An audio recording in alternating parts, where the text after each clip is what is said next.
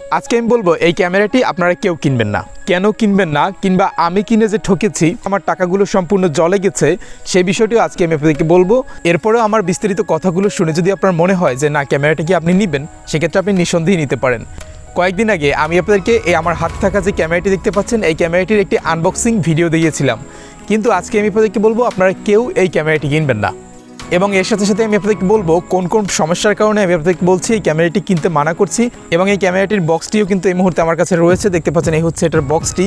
তো এই ক্যামেরাটি না কেনার অনেকগুলো কারণের ভিতরে প্রথম কারণ হচ্ছে, প্রথমে এই ক্যামেরাটি আপনি কেনার পরে যে প্রবলেমটি ফেস করবেন সেটা হচ্ছে এই ক্যামেরাটিকে আপনি যখন ফোনের সাথে কানেক্ট করতে যাবেন তখন আপনি অনেক রকমের প্রবলেমে পড়ে যাবেন, মানে বিশাল রকমের হেজিটেশন যেটাকে বলে, এরকম বিভিন্ন রকমের প্রবলেমে পড়ে যাবেন, যার কারণে আপনার কাছে এটা ভালো লাগবে না। যেমন আমি যদি আপনাদেরকে বলি, আমি এটাকে কেনার পরে এটাকে আমি আমার ফোনের সাথে কানেক্ট করতে গিয়ে 6টা পর্যন্ত অ্যাপস ইনস্টল করেছি, মানে 6টা অ্যাপস, বুঝলেন? 6টা অ্যাপস কিন্তু আমি ইনস্টল করেছি। এরপর কিন্তু শেষমেশ আমি একটা অ্যাপসের সাথে এটাকে কানেক্ট করতে পেরেছি এবং সেটা নিয়ে একটা ভিডিও দেওয়া আছে। আপনারা যদি না দেখে থাকেন তাহলে আমাদের চ্যানেলে গিয়ে দেখে আসতে পারেন। তো সেখানেও আমি এই বিষয়গুলো নিয়ে আপনাদের সাথে আলোচনা করেছি। সেই ভিডিওটিতে আমি আপনাদেরকে এটা টুকটাক বিষয় নিয়ে আলোচনা করেছি। তো যাই হোক, এটা গেল প্রথম কারণ। দ্বিতীয় কারণে আমরা চলে আসি, মানে আমার কাছে স্পেশালি যেইটার জন্য এই ক্যামেরাটিকে ভালো লাগেনি, এজন্য আপনাদেরকে বলছি কিংবা সাবধান করছি। দ্বিতীয় যে কারণটি রয়েছে সেটা হচ্ছে এই ক্যামেরাটিকে যখন আপনি ফিট করবেন তখন দেখবেন এটাকে যখন ভিডিও রেকর্ডিং চালু করে দিবেন তখন দেখবেন আপনি যদি মোটামুটি সারাদিন একটা রুমের ক্যাপচার নিতে চান, ধরেন আপনি একটা রুমের ক্যাপচার নিতে চাচ্ছেন কিংবা আপনি কোনো শপে ইউজ করছেন, সেক্ষেত্রে যেটা হবে এটাতে আপনি দেখবেন ভিডিও হচ্ছে ঠিকই কিন্তু ভিডিওগুলো কাটা কাটা। মানে ধরেন একদিন যদি আপনি ফুল রেকর্ডিংয়ে রাখেন তো এখানে সেই একদিনের রেকর্ডিং হবে কমসে কম 90 থেকে 120টা, মানে হলো ছোট ছোট টুকরো টুকরো রেকর্ডিং হবে। মানে দেখা গেছে আপনার যে কোনো একটা ফুটেজ এক ভিডিওতে থাকবে না, 3 মিনিট 2 মিনিট করে এক একটা ভিডিও হয়। হ্যাঁ, তো এরকম ভিডিও হয়ে আবার অনেকগুলো 20-30 সেকেন্ডের হয়েও কেটে যায়। এরকম করে কাটা কাটা ভিডিও রয়েছে, মানে এরকম করে কাটা কাটা ভিডিওগুলো আপনার স্টোরেজে কিন্তু জমা হবে। এর জন্য আমি চিন্তা করেছি যদি কিছু টাকা বেশিও যায় সেক্ষেত্রে একটা মানুষের সিসিটিভি ক্যামেরাগুলো নেওয়া উচিত, কিংবা এগুলোর ভিতরে নিলে দেখে শুনে এই প্রবলেমগুলো যেখানেটাতে নেই সেই ক্যামেরাগুলো দেখা উচিত, কিংবা চাইলে আপনারা নিতে পারেন। আচ্ছা, তৃতীয় নম্বর কারণটি হলো, ধরেন আপনি এটাকে রুমে ফিট করলেন এবং ফিট করে একদিকে যে কোনো একদিকে পজিশন করে জাস্ট এরকম রেখে দিলেন। হ্যাঁ, মানে দেখা গেছে এরকম করে এই উপর থেকে আর কি রেকর্ডিংটি হচ্ছে। তো এখন কি হবে, যখন কারেন্টটি চলে যাবে ধাম করে, বর্তমানে তো ভাই বাংলাদেশে এমনিতে লোডশেডিং, সেটা তো আপনারা জানেন।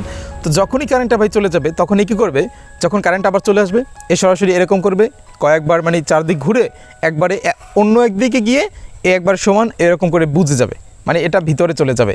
তো এরকম হবে, এর কারণে হবে কি আপনাকে প্রতিদিন হয়তো বা 4 থেকে 5 বার ফোন কানেক্ট করে আপনার পজিশনটাকে করা লাগতে পারে, মানে একটু পরপর। এটাতে আপনি হয়তো বা ভাববেন যে 1-2 দিনে করতে পারবো, কিন্তু না ভাই, এটা যখন আপনি লং টাইম ধরে ইউজ করবেন তখন কিন্তু আপনি বিরক্তর ভিতরে পড়ে যাবেন। এজন্য আমি চাচ্ছি আপনারা যারা সতর্ক মানুষ তাদের টাকাটা যাতে ভাই মানে আপনার নষ্ট যাতে না হয়, এজন্য জাস্ট আমি এই ভিডিওটা আজকে তৈরি করছি। আচ্ছা, এরপরে আছি চতুর্থ কারণে। চতুর্থ কারণটি হচ্ছে, আমার কাছে যে বিষয়টি মনে হচ্ছে সেটা হচ্ছে, আপনারা ধরেন 10 দিনের একটা রেকর্ডিং হচ্ছে, মানে 10 দিনের রেকর্ডগুলো আপনার ক্যামেরাটাতে আছে।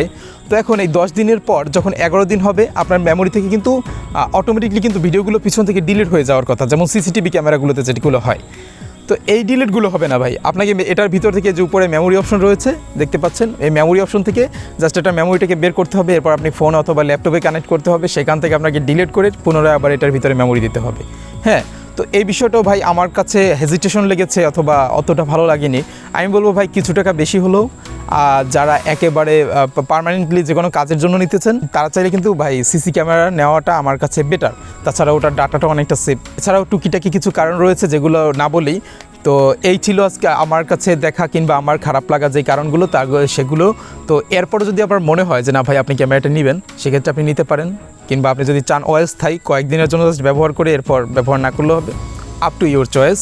তো এই ছিল আজকে ভিডিও, ভাবলাম ভিডিওটা আমি আপনাদেরকে সাবধান করে দেই কিংবা সতর্ক করে দেই।